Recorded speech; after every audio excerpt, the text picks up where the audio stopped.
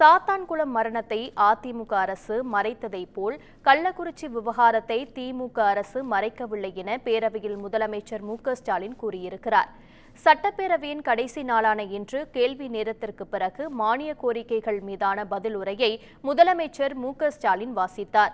அப்போது பேசிய அவர், கள்ளக்குறிச்சி சம்பவத்துக்கு பிறகு மாவட்ட ஆட்சியர்கள், காவல்துறை எஸ்பிக்களுடனான ஆலோசனைக் கூட்டத்தில் தாம் கடுமையாக எச்சரித்ததாக கூறினார்.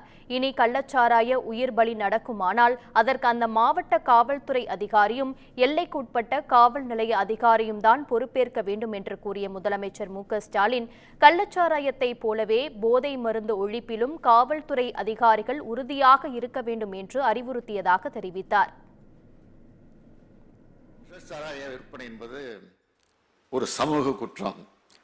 விலை மதிப்பில்லாத மனித உயிர்களை வெளிவாங்குகிற இதை முற்றிலுமாக ஒழிக்க இந்த அரசு உறுதி பூண்டுள்ளது.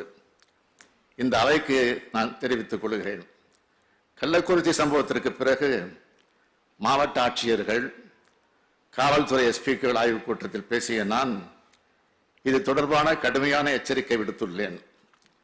இனிமேல் எங்காவது கள்ளச்சாராய உயிர் பலி நடக்குமானால் அதற்கு அந்த மாவட்ட காவல்துறை அதிகாரியும் எல்லைக்குட்பட்ட காவல் நிலைய அதிகாரியும் தான் பொறுப்பேற்க வேண்டும் என்பதை மிகவும் கண்டிப்புடன் சொல்லியிருக்கிறேன்.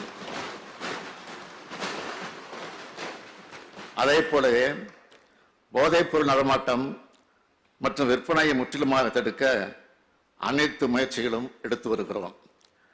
வெளி மாநிலங்களிலிருந்து கடத்தி வரப்படும் கஞ்சாவை தடுக்க கடும் நடவடிக்கை எடுக்கப்பட்டு வருகிறது. இக்குற்றங்களில் கைது செய்யப்படுபவர்களின் சொத்துக்களை பறிமுதல் செய்கிறோம். கடந்த 2 ஆண்டுகளாக குற்றவாளிகளுடைய 18 கோடியே 5 லட்சம் ரூபாய் மதிப்பிலான 46 சொத்துக்கள் பறிமுதல் செய்யப்பட்டுள்ளது. வங்கி கணக்குகள் முடக்கப்பட்டுள்ளது. கள்ளச்சாராயத்தைப் போலவே போதை மருந்து ஒழிப்பிலும் காவல்துறை அதிகாரிகள் உறுதியாக இருக்க வேண்டும் என்று தொடர்ந்து அறிவுறுத்தி வருகிறேன்.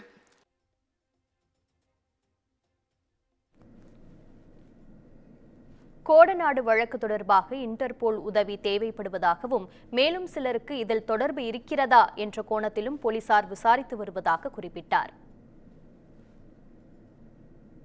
முக்கிய எதிர்க்கட்சியான அதிமுக இந்த கூட்டத்தொடரில் எடுத்த தவறான நிலைப்பாடு எனக்கு வருத்தம் அளிப்பதாகவே இருக்கிறது.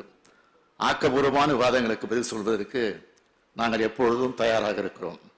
அந்த பதிலை கேட்பதற்குத்தான் அதிமுக தயாராக இல்லை.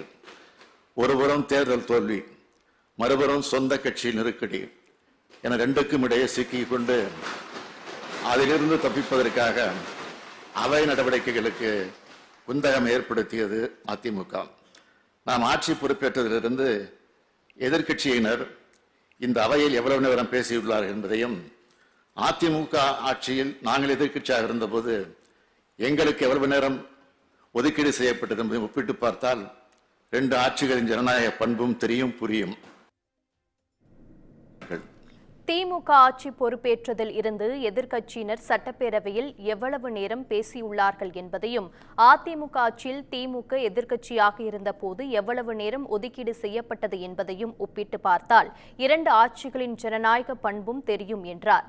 திராவிட இயக்கத்தின் கனவுகளை நிறைவேற்ற வேண்டிய கடமையும் பொறுப்பும் திமுக அரசுக்கு உள்ளது என்று சட்டப்பேரவையில் முதலமைச்சர் மு.க.ஸ்டாலின் உரையாற்றினார்.